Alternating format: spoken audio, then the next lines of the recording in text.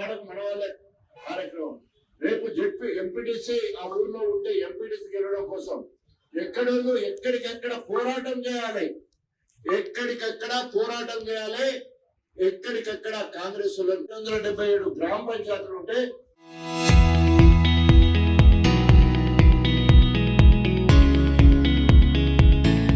260 కోట్ల రూపాయలు డైరెక్ట్ గా నేరుగా అసెంబ్లీ నుంచి వెళ్ళి మన గ్రామ పంచాయతీలకు పడింది. దాంట్లోకి వెళ్ళి 10% నిధులను అర్థహారం పెట్టాలని చెప్పేసి ప్రపంచ రికార్డు 277 కోట్ల మొక్కలు పెట్టించిన ఘనత కేసీఆర్ గారు. ఈరోజు ఎండలు వస్తున్నాయి.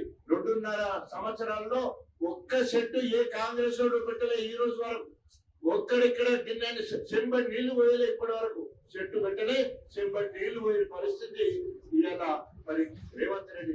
పాపిష్టి పాలన, సిగ్గు శరం లేదు. ఇంతకుముందు కడియం శరం ఒక జాతీయ జెండా ఎగిరేస్తూ కాళ్లకు చెప్పులు పెట్టుకుని జాతిని గాని రాజ్యాంగాన్ని గాని అంబేద్కర్ గారిని గౌరవించే ఇంకిత జ్ఞానం లేదు, ప్రజాస్వామ్యం మీద విలువ లేదు.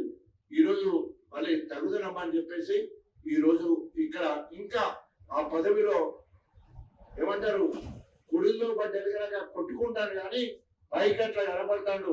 ఆయన రాజకీయ జీవితం సమాప్తం. రాసి పెట్టుకోండి, గణపూర్ లో కడియం శ్రీహరి సమాధి రాజకీయ సమాధి అయిపోతుంది. ఆయన పుట్టి పెరిగింది అక్కడ కావచ్చు, నేను పుట్టింది పర్వతగిరి, రాజకీయ జన్మనిచ్చింది గణపురం అని చెప్పుకుంటాడు. రాజకీయ సమాధి చేసేది గణపురమే. అది మీ అందరి బాధ్యత, మీ అందరి బాధ్యత. కసితో ఉన్నారు ఇవాళ టీఆర్ఎస్ వాళ్ళందరూ. ఇంతకుముందు అన్నారు కదా నాయకులు పోయిళ్ళు, కార్యకర్తలు కసితో ఉన్నారు. ఎక్కడ దొరికి తగ్గదా అడగబడితే కొరుకుదాం నమిలేద్దాం అన్న కోపం ఉన్నది. కానీ ఆగుతున్నారు. సమయం రావాలి. శిశుపాలుడు కదా 99 తప్పులు చేసి 100 తప్పు వరకు ఏ రకమైతే కృష్ణుడు చూసిడో ఇలా ప్రకృతి మొత్తం కూడా, సమాజం మొత్తం కూడా, బిఆర్ఎస్ పార్టీ మొత్తం కూడా ఎదురు చూస్తా ఉన్నారు. కడియం శ్రేణి అంతం కోసము బిఆర్ఎస్ శ్రేణులు ఎదురు చూస్తున్నారు. ఇది ఒక గణపురమే కాదు, తెలంగాణ మొత్తం కూడా కడియం శ్రేణి రావాలే ఓడాలని ఎదురు చూస్తా ఉన్నారు. ఎన్ని రకాలుగా కోర్టు పరంగా ఇంకా తప్పించుకున్నా కూడా ప్రజా తీర్పు నుండి నువ్వు తప్పించుకోలేవు కడియం శ్రేణి. ఇలా రైతులందరూ అరిమోసపడతా ఉన్నారు. కళ్ళాలల్లా 15 రోజులు 2 నెలల నుండి పిట్టల లెక్క రాలిపోతా ఉన్నారు. వడగాళ్ళ దెబ్బలతో రాలిపోతా ఉన్నారు. అకాల వర్షంతో ఒడ్లను తడిసిపోతుంటే పట్టించుకున్న నాదులు లేడు.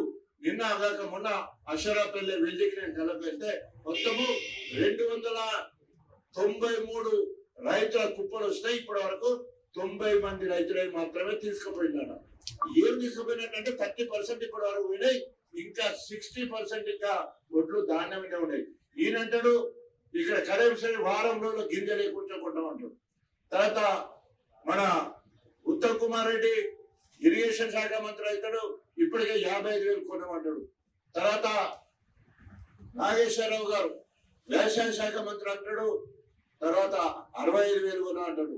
రేవంత్ రెడ్డి అంటాడు జూన్ 15 వరకు మొత్తం కొట్టమని నిన్న ఆదిలాబాద్ లో మాట్లాడుతున్నాడు. ఒక్కరికొక్కరు మాట్లాడడానికి పొంతన లేదు. కాంగ్రెస్ అంతం వరకు మనమందరం ఒక్కడి కావాలి. కేసీఆర్ గారి పిలుపు ఏంటంటే ఇచ్చిన హామీలు కాంగ్రెస్ నెరవేర్చే వరకు మనం వెంటాడాలా.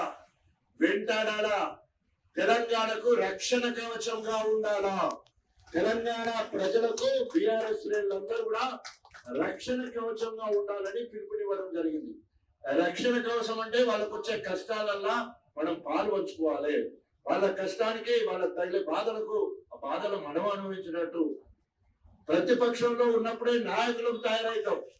మీకు అందరు కూడా తెలిసేయాలి, నేను నాయకుడై కడియం శ్రేణి మీద 13 సంవత్సరాలు నిరంతర పోరాటం చేసిన. టీడీపీలో ఉన్నప్పుడు కాంగ్రెస్ పార్టీ పరంగా 12 ఏళ్ళ అరణ్యవాసము, సంవత్సరం అజ్ఞాతవాసం.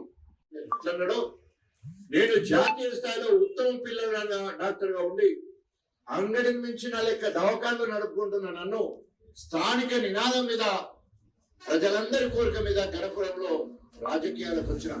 రాగానే వెంటనే నేను అందరం ఎక్కలే. నాకు అప్పటికే జాతీయ స్థాయిలో పిల్లల డాక్టర్ అవార్డు వచ్చింది. వరంగల్ మొత్తంలో మొదటి పిల్లల నర్సుకో పెట్టా.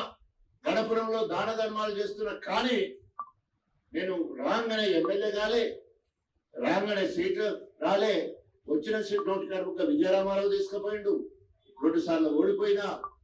అయినప్పటికీ కూడా మొక్కబోడి చేయడంతో 2009లో మొదటిసారి మహాకూటమి 4 పార్టీలు ఉన్నాక కూడా ప్రతిపక్షంలో ఉన్నప్పుడు కార్యక్రమాలు చేసిన కాబట్టి, కడియం శ్రేణి ఎప్పటికప్పుడు ఎండగట్టిన కాబట్టి, అంబేద్కర్ గారి విగ్రహం కోసం పోటీ ఆయన మీద పోరాటం చేసినాం, ఎంఆర్పిఎస్ పక్షాన పోరాటం చేసినాం. రకరకాల ఎవరికైతే సమన్వయ కమిటీ, మండల సమన్వయ కమిటీ ఉన్నారో వాళ్ళు, మండల సమన్వయ కమిటీ వాళ్ళందరూ కూడా ఇలా క్లస్టర్ ఇన్ఛార్జ్ గా ఉన్నారు. దయచేసి ఆ క్లస్టర్ ఇన్ఛార్జ్ లో మళ్ళా వాళ్ళ కింద 3-4 వేసుకున్నాం. ఆ క్లస్టర్ లో 2 గ్రామాలు 3 గ్రామాలు ఉంటాయి. అది అయిపోయిన మెంబర్షిప్ అయిపోయిన తర్వాత అస్సలు సిసల్ నా సామిరంగా అప్పుడు అయితే అక్కడ గ్రామ కమిటీలు, గ్రామ అనుబంధాల కమిటీలు కలిపి 10 గ్రామ కమిటీ, గ్రామ యూత్ కమిటీ, గ్రామ మహిళా కమిటీ, గ్రామ విద్యార్థి కమిటీ, కార్మిక committee, BC committee, SC committee, ST committee, minority committee, ఇట్లా రైతు కమిటీ, ఇట్లా 10 కమిటీలు ఉంటాయి.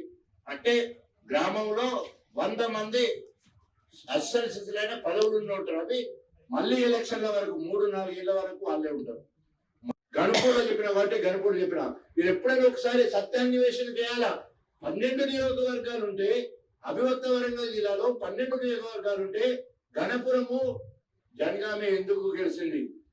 వల్ల కొద్ది చెప్తా, ఓన్లీ రాజన్న సైన్యం చేయబట్టే గెలిచింది. అప్పటి వరకు జనగాంలో కొట్లాడైతుంది.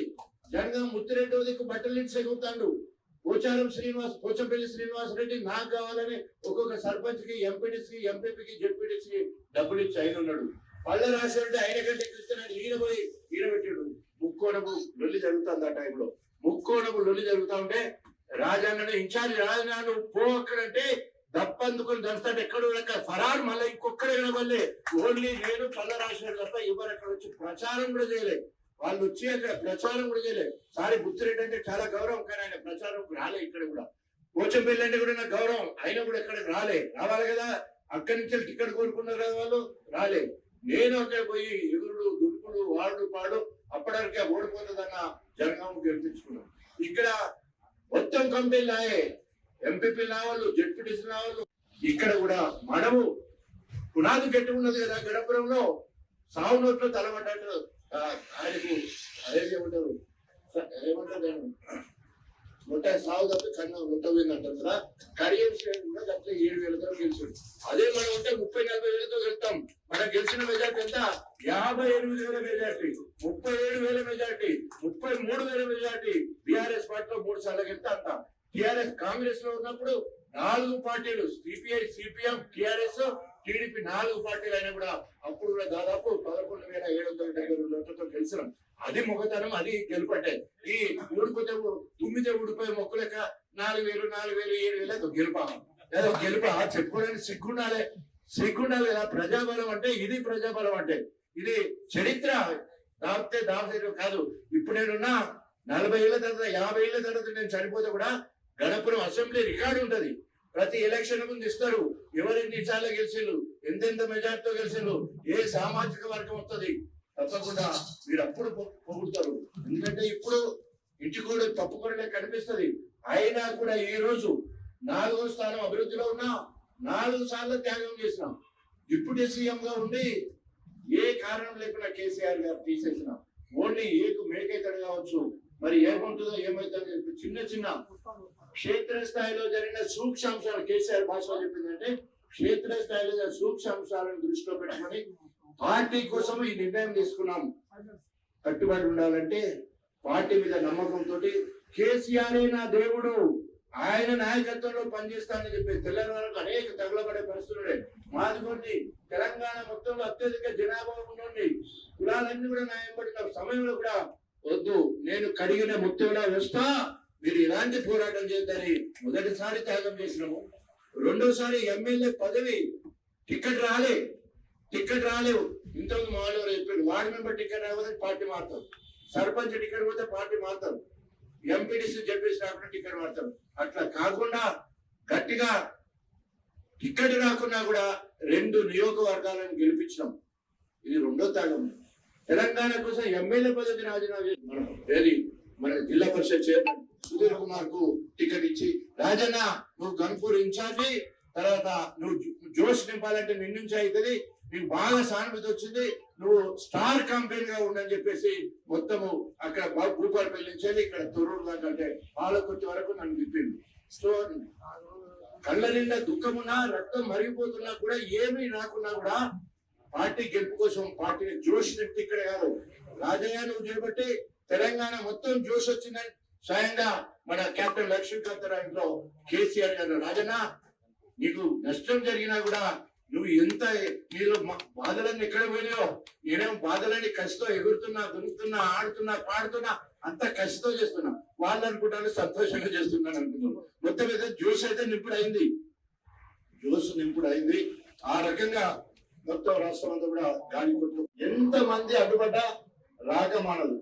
మనకు రాందాని కోసం కాలు కింద పెట్టి, తలకాయ కింద పెట్టి, కాలుపై కింద మీద ఆగమాగం చేసినా మనకు దక్కంది ఏది మనకు దక్కదు. ఇది వైరాగ్యమే అనుకోండి, లేదా ఏమంటే దాన్ని మన ఫ్యూచర్ ఎట్లుంటుందో విధి అనుకోండి.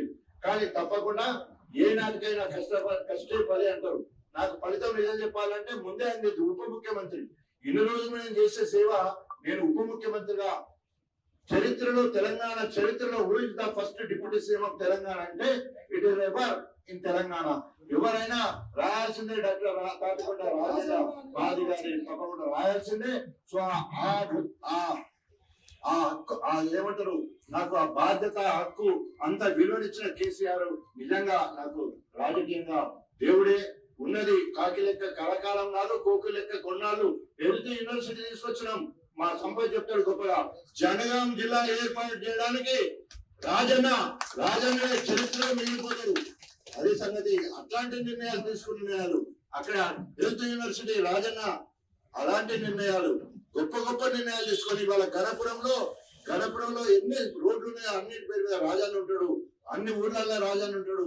ఇవాళ అన్నిటికంటే నేను డిప్యూటీ సీఎం ఉన్నప్పుడు తీసుకున్న నిర్ణయం, ఎక్కడ గ్రామం వచ్చినా గ్రామం మొదలైన కంచెల్లి గ్రామం అయిపోయే వరకు బీటీ రోడ్ వేయద్దు, సీసీ రోడ్ వేయాలని పెట్టినారు. నేను క్యాబినెట్ సబ్ కమిటీ చైర్మన్ గా ఉన్నప్పుడు ఒక నిర్ణయం తీసుకున్నాను. ఏం నిర్ణయం అది? ఊరు మొదటి నుండి ఊరు అయిపోయే వరకు సీసీ ఉండాలి. ఎందుకంటే బాగా బండ్లు నడతాయి, నీళ్లు పోతాయి, తడితాయి, రోడ్డు ఖరాబ్ అవుతుంది. ఇవాళ మొత్తం తెలంగాణ మొత్తంలో నా మార్క్ ఏంటంటే అన్ని గ్రామాలలో సీసీ రోడ్ ఉంటుంది. అట్లా ఏ పరిస్థితి, అది ఏ గవర్నమెంట్, అది సెంట్రల్ గవర్నమెంట్ వచ్చే రోడ్డు కానీ ఇది స్టేట్ గవర్నమెంట్ వచ్చే రోడ్డు, ఇట్లా అనేక రకాలుగా అనేక కార్యక్రమాలు తీసుకున్నాం. మనుషులందరినీ కార్యోముఖులు చేయడం కోసమే ఇప్పుడు వేసిన కమిటీలు. నిజమైన కమిటీలు ముందొస్తాయి. అందరూ సమన్వయంతో కలిసిమెలిసి పనిచేయండి. మనకు తారతమ్య నిర్ణయాలు వద్దు.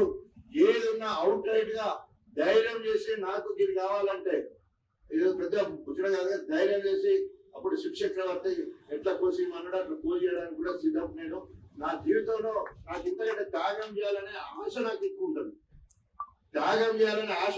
ఉంటుంది. నా చరిత్ర తీసుకుంటా, త్యాగాల పునాదుల మీద తెలంగాణ సాధించాలని కేసీఆర్ అన్నాడు. నేను ఆ విధంగా త్యాగాలు చేసుకుంటున్నా. అనేక రకాలుగా ఆదర్శప్రాయంగా ఉన్న మిమ్మల్ని మంచి నాయకులను తయారు చేసేవాళ్ళం. కొందరికి ఇప్పటివరకు అవకాశం ఇచ్చినా, ఇక ముందు అవకాశం ఇస్తా. తప్పకుండా బీఆర్ఎస్ ప్రభుత్వం వస్తుంది. ఎవరైతే మొన్న కౌన్సిలర్ దాంట్లో సీట్ రాలేదో తప్పకుండా ఇప్పుడే డిక్లేర్ చేస్తున్న మార్కెట్ కమిటీ ఉంటది. వాళ్ళు ఇప్పటివరకు డైరెక్టర్, వైస్ చైర్మన్ అయిపోయినట్టు ఆల్రెడీ డిక్లేర్ గవర్నమెంట్ మనకు వస్తుంది. ఎవరికైతే టికెట్లు లేకుండా సాయం చేసిన వాళ్ళు ఉంటారో వాళ్ళని 2.5 సంవత్సరాల తర్వాత బీఆర్ఎస్ అధికారంలోకి వస్తుంది. నామినేటెడ్ పదవిలో జనగాంలో మనకు మార్కెట్ ఉంటది, మనకి ఇక్కడ కర్పూర్ లో మార్కెట్ ఉంటది, అక్కడ వరంగల్ మార్కెట్, 3 మార్కెట్ లో ఉంటాయి. ఎండోమెంట్ చైర్మన్లలో మనకు ఉంటాయి. అనేక నామినేటెడ్ పదవుల్లో ఇప్పుడు త్యాగం చేసిన వాళ్ళందరూ తప్పకుండా కాపాడుకుంటా అని చెప్పేసి పార్టీ పదవుల్లో కానీ, ఎలక్టెడ్ పదవుల్లో కానీ, నామినేటెడ్ పదవుల్లో కానీ 3 ఇక్కడ దగ్గర ఉంటుంది. 4వది దగ్గర పైసలు ఉన్నారు కాంట్రాక్ట్ చేసుకునే విషయంలో 4. 5వది ఏమి రానోళ్ళే వాళ్ళందరూ రాజన్నలే. నా పండక్కి కూర్చునేంత హక్కు వాళ్ళకు ఉంటది. ఆ రకంగా వాళ్ళని కూడా కాపాడుకుంటా అని చెప్పేసి తెలియజేసుకుంటూ మనం అందరం కూడా కేసీఆర్ గారి నాయకత్వంలో, కేటీ రామారావు గారి నాయకత్వంలో మనం అందరం కూడా బీఆర్ఎస్ పార్టీలో పునరాంకితమై కేసీఆర్ గారి పేరును, అదే కేటీ రామారావు గారి ప్రణాళికను ముందుకు తీసుకుపోదామని చెప్పేసి తెలియజేసుకుంటూ కార్యక్రమంలో పాల్గొన్న మనకు అందరికీ మరొకసారి తెలంగాణ ఆవిర్భావ దినోత్సవ శుభాకాంక్షలు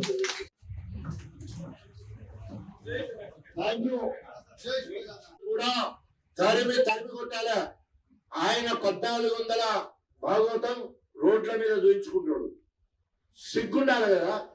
119 నియోజకవర్గాలలో ఏ నియోజకవర్గంలో ఇట్లాంటి ఫ్లెక్సులు ఉండవు. కొత్త పిచ్చగాడు పొద్దురుగాడు అన్నట్టు సిగ్గు శరం లేకుండా 40 టాల్ లీడర్ అని చెప్పుకుంటాడు, రోడ్ల మీద పెట్టుకుంటాడు. ఆయన పనిచేశారు 147 కోట్ల రూపాయలతోటి ఆర్ఎస్ మెయిన్ కెనాల్ మట్టి తీయాలి, కట్ట మట్టి తీయాలి, జానడు పని చేయాలి. ఇప్పటి వరకు జానడు పని కూడా చేయలేదు. 175 కోట్ల రూపాయలతోటి ఇందిరమ్మ ఇల్లు 3500 ఇల్లు కట్టినట్టే లెక్క చూపించేస్తారు. మరి నేను శ్వేతపత్రం విడుదల చేయా, ఎన్నిళ్ళు పూర్తయినాయి, నువ్వు బిల్లులు ఎంతవరకు ఇచ్చినావు ఒకసారి శ్వేతపత్రం విడుదల చేయాలన్నాను. డిగ్రీ కళాశాల అతి లేదు గతి లేదు, ఇప్పటి వరకు భూసేకరణ కూడా ఇంతవరకు జరగలేదు, అది కూడా లెక్కలో పెట్టేస్తాడు. సీఎం రిలీఫ్ ఫండ్ ఇచ్చిన పైసలు కూడా వాడు అయ్యే జాగీర్ లెక్క అవి కూడా దాంట్లో పెడతాడు. ఎల్ఓసి ఇస్తే దాన్ని అందులో పెడతాడు. కళ్యాణ లక్ష్యం పైసలు ఇస్తే అవి దాంట్లో పెడతాడు. తులం బంగారం ఇచ్చితే సాధ కాదు. నీకు ఏ ఊరికైనా కళ్యాణ లక్ష్యం ఇచ్చినప్పుడు మన మహిళలు మన వాళ్ళు మన బీఆర్ఎస్ వచ్చినప్పుడు తప్పకుండా ప్రజాస్వామ్యబద్ధంగా నిలదీయాలి. తులం బంగారం ఏమైందని అడగాలి. మన ముసలోళ్ళు 200 పెన్షన్ 400 అన్నావు ఏదని అడగాలి. మన వికలాంగులు 4000 అన్నావు 6000 ఏదని అడగాలి.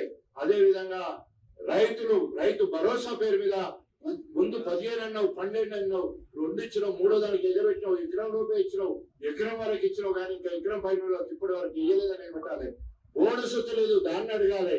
యూరియా ఇస్తలేవు దీన్ని అడగాలి. ప్రతి సమస్యను మనము మరి ప్రజలకు తెలియజేస్తే ప్రజలను చైతన్యంతో చేయాలనేది ఈ రోజు పిలుపు.